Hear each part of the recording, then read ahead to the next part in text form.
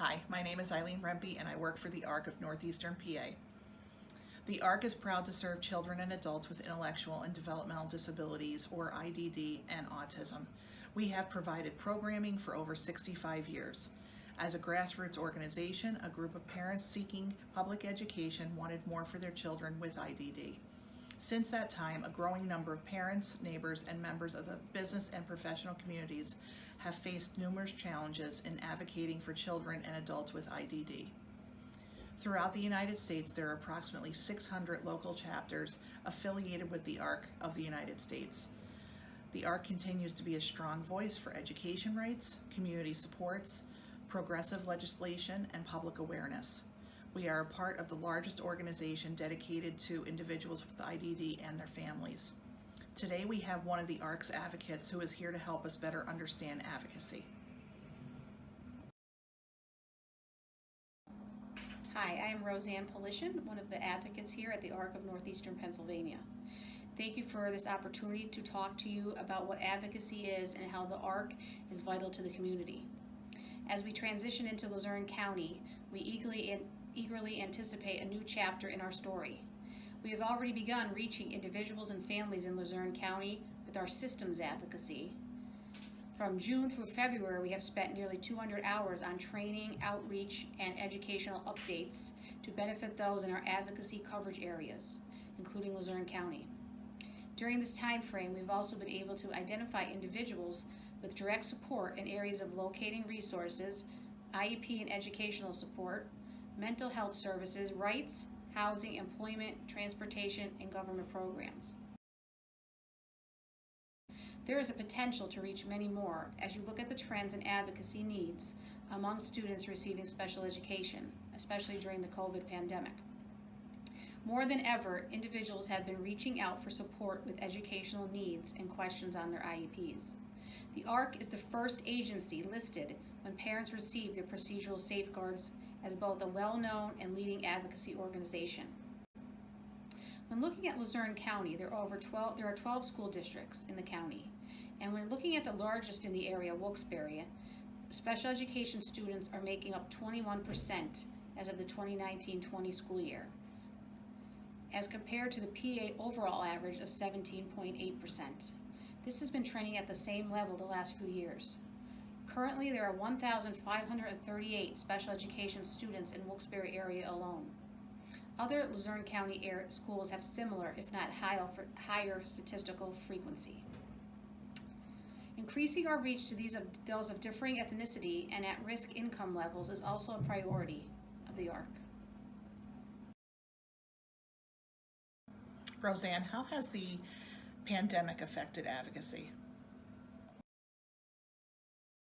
During the pandemic, while many programs and services were closed, the ARC experienced an increase in the level of advocacy calls. We continued to be a source of support for people who needed us. We were able to assist families with obtaining in-home supports and educational program in a virtual environment. We were able to attend IEP meetings using virtual platforms, and we were able to learn and adapt through this process to help families as much as possible. We assisted with such things as social stories on mask wearing and social distancing, locating community support such as daycares and behavioral needs related to the pandemic. And aside from the steady stream of parental concerns regarding the changes to the educational environment for children, we are continuing to develop a curriculum of community education presentations, which we present to schools, agencies, parents, and other community groups.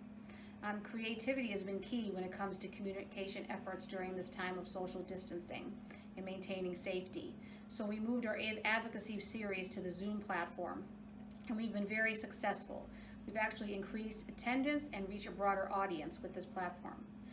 We brought our own advocate-created special education presentations, as well as statewide known presenters, such as HUNE, which is a bilingual special education provider, and ASSERT, the Autism Initiative, into our monthly series. We also have created our own presentations, ABCs of Special Education and Myths of Special Education, as well as other avenues of guardianship, power of attorney, and other topics that families need to have addressed as part of the educational process. We strive to address all areas that parents and individuals indicate they need support in. What are some other programs that you feel are important to the community? Two special initiatives that highlight advocacy were the purchase of the rights to Intelligent Lives, an award-winning film and documentary that challenges old thinking related to IQ and place in society for those with intellectual and developmental disabilities. We have conducted several screenings throughout the area with structured discussions followed, and we plan to continue more in the future. Also, we organized another major event trademarked by the ARC of the United States entitled Wings for All. We held this at the Wilkes-Barre-Scranton International Airport.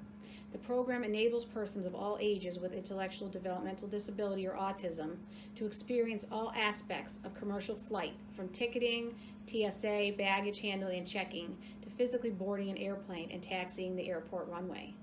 An educational component begins the process for all airport personnel, so they become more familiar with working with people that are intellectually disabled or have autism. We hope to continue this as an annual event. How else do you help families, educate the community, and be a resource for people who are seeking assistance?